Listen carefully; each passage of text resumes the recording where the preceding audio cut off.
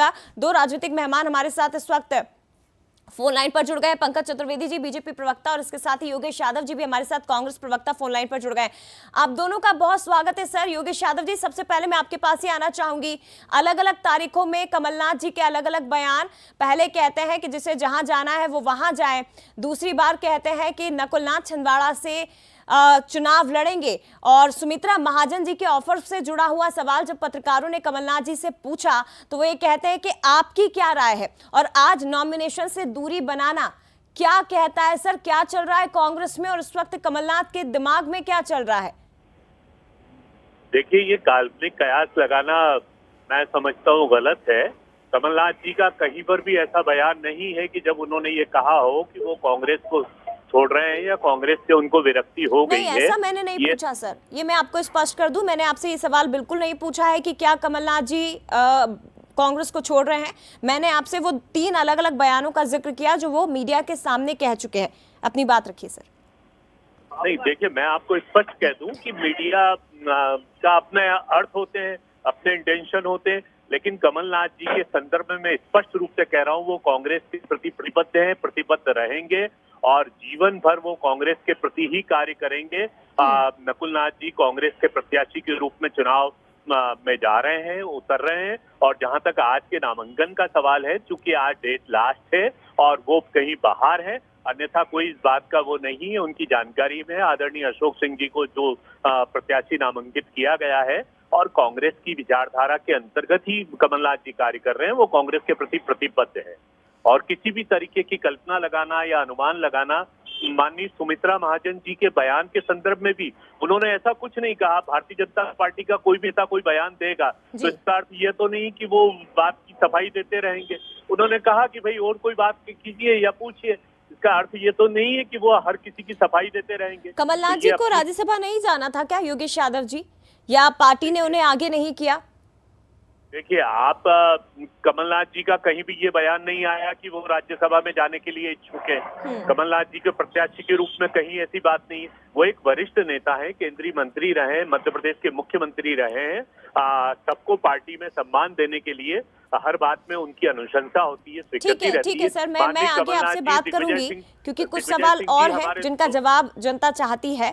मैं आपके पास लौटूंगी सर। पंकज जी हमारे साथ जुड़े हुए हैं। पंकज जी, क्या कहेंगे, आखिर सिर्फ कयासों के दौर पर ही या कयासों के आधार पर ही किसी तरह की बातचीत तो नहीं होनी चाहिए ना सर?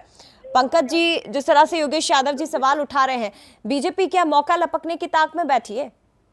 देखिए जया जी, बीजेपी के मौके का विषय नहीं है। दूरी, क्या कोई मजबूरी या नाराजगी, बयान, हैरान और परेशान कमलनाथ जी, इन सब पर हम सबको विचार करना पड़ेगा। जिस दिन से कमलनाथ जी को बाकायदा बेइज्जत करके जी त्याग पत्र का आमंत्रण दिए बगैर पद से हटाकर जितेंद्र पटवारी को बनाएगा, जिस प्रकार जितेंद्र पटवारी जी ने अपनी नई कांग्रेस शुरू करी और कहा कि अब कांग्रेस में गुटबाजी खत्म हो गया। ने अब तक कमलनाथ जी और दिग्विजय सिंह गुटबाज थे। फिर जितेंद्र पटवारी जी ने जैसे ही कमलनाथ जी के नाम की चर्चा मीडिया में तो नया दाव खेल दिया कि सोनिया गांधी को हम राज्यसभा में लेकर आएंगे। तो कमलनाथ जी की जितनी उम्र जितेंद्र पटवारी की, उसकी राजनीति कमलनाथ जी की है। तो इसके अपमान को समझते नहीं कमलनाथ जी, और इसीलिए उनके पास खुद का हवाई जहाज है जया जी। वो देश के किसी भी कोने में 2 घंटे में अपने हवाई जहाज से पहुंच सकते हैं। क्या छिंदवाड़ा से भोपाल नहीं आ सकते? वो 5 दिन के छिंदवाड़ा दौरे पर है।